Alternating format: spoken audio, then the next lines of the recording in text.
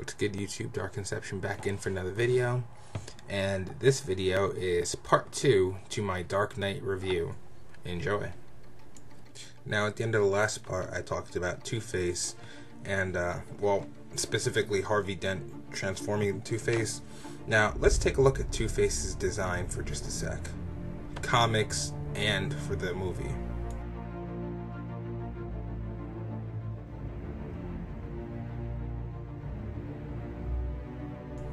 Now here's the thing.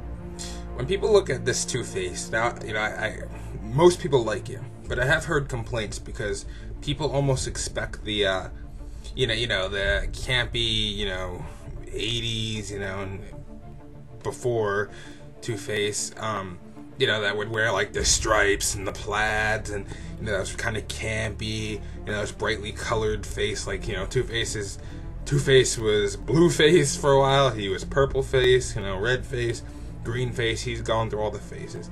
And there's some people that have problems because this Two-Face isn't like that. Here's the thing, you have to understand what Nolan's going for, guys. I mean, remember, he's trying to make a really realistic superhero movie here. His whole trilogy, he's trying to make it as realistic as possible. So it's almost more believable that getting burnt would make your face, it reveal like the flesh and, the bone versus making it blatantly green or blue. I mean, wouldn't you say so? And we already had a campy Two-Face back in Batman Forever. Here's the thing about Harvey Dent. See, a lot of people think that, it's only post-accident that he gets the whole dual personality thing. No, that's been established. Literally, his accident, his physical appearance, that's literally just a manifestation of, his consciousness. That's literally just a representation of what's going on in his mind, and it's already been there. Now, again, a lot of people think it was because he had, his body split into two like that, he takes the whole dual personality persona. No, that's not the reason. It's already been there. And, a prime example of showing that, how mad he is or how far gone his mind is for those of you who have seen The Dark Knight Returns. In Dark Knight Returns, he gets, surgery, so his face is like all one, it's back to how it was pre-accident. So he's just Harvey Dent, but his mind is so gone, to him all he sees is one scarred face now. Like, he's just so far gone that to us, even though Batman saw Harvey Dent, he only saw one scarred face now, and he thought everyone was mocking him.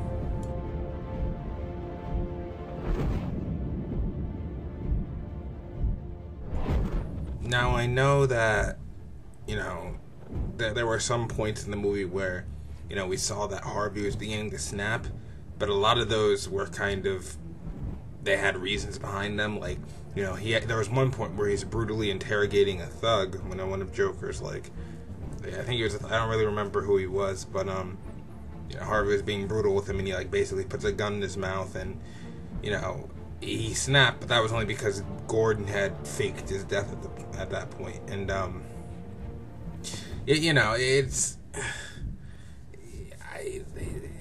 Harvey's not horrible in the movie. It's just, I wish they kind of hinted a little more, at his mental state. A matter of fact, as I said earlier, I just wish they introduced him in the previous film altogether.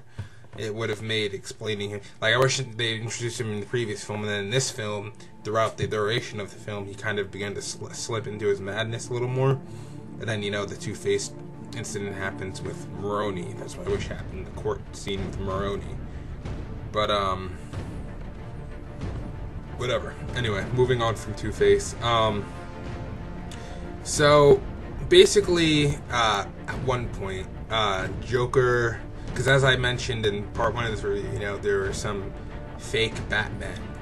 And, Joker basically uses one of them to, challenge Batman.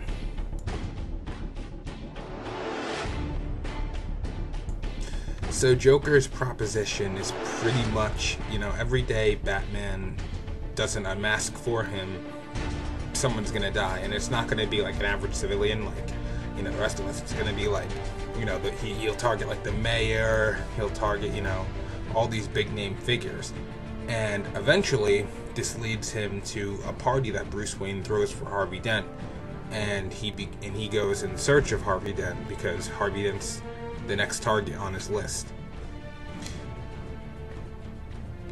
Bruce intervenes, basically hides Harvey, and Joker's in the main room with everyone else, asking everyone where's Harvey. And this basically, Rachel kind of speaks out against him, and now Joker has Rachel in his clutches.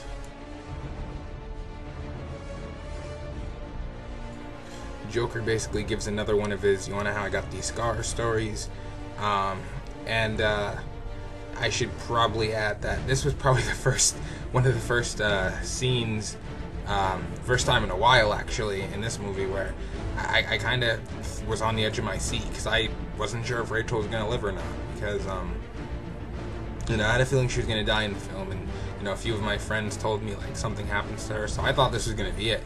So I was kind of at the edge of my seat while he was doing this, but then of course Batman shows up, with that "you're gonna love me," and like that initiates the fight between Batman and Joker, well, at least one of them.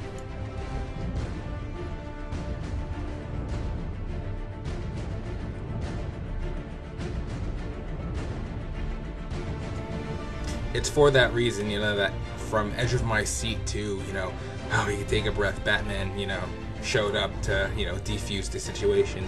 That's one of my favorite scenes in the movie. Also, Heath Ledger, I gotta give it to him again. I mean, there's another thing he did great about this scene. Like, when he's looking for Harvey, he's looking for Harvey. Like, and the whole reason he's looking for Harvey is really because, he wants Batman. So, I love how, like, when he's looking for Harvey, like, he's questioning everyone in the room, he's all serious, like, he's going to people's faces, he's, putting knives up to people, I love, and then the instant Batman shows up, a light switch goes off in his head, and, like, he's instantly so, like, jumpy, and, like, he's grabbing his thugs, he's, pushing him into Batman, he's, like, running over the Batman, kicking him, backing up, running back at him, hitting him again. I just love how, like, he gets all, like, almost excited in a sense, when Batman shows up, and that's, a really key component to the Joker, because, the Joker, like, Batman is the, the vice to Joker's versa. Like, in the comics and the animated series, in any media, Joker is always excited to have, Batman kind of step up to his game, and I love how, in all of his encounters in this film, Heath is just able to, really show that level of, like, excitement, that level of, Batman's here, like, go time, and I gotta give it to him, I give credit where it's due, and he did a good job. But, what's next? Okay, so, eventually what happens is, Gordon is supposedly killed, Harvey Dent begins to snap, he starts interrogating people roughly, and,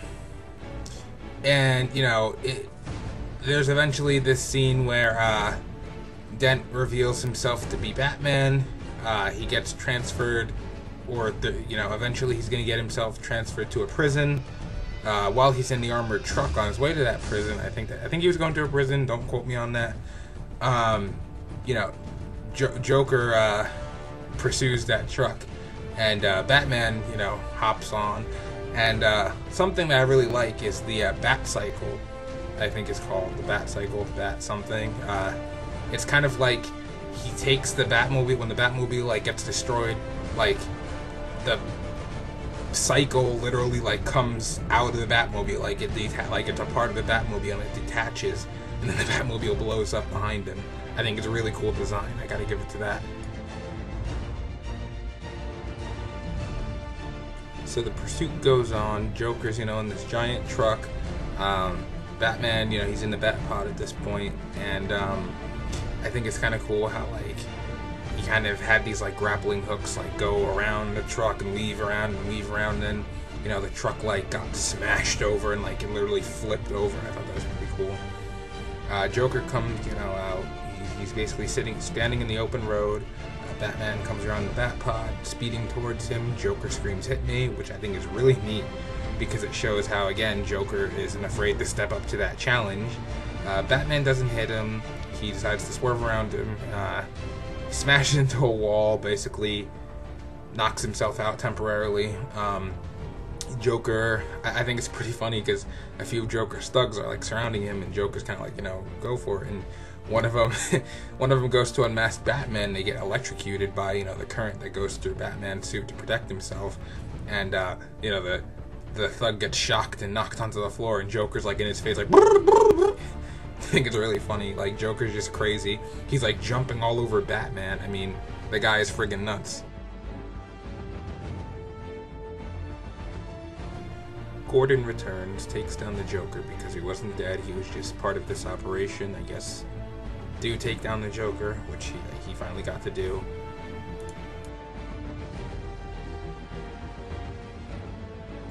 And the Joker is arrested and, locked up pretty much.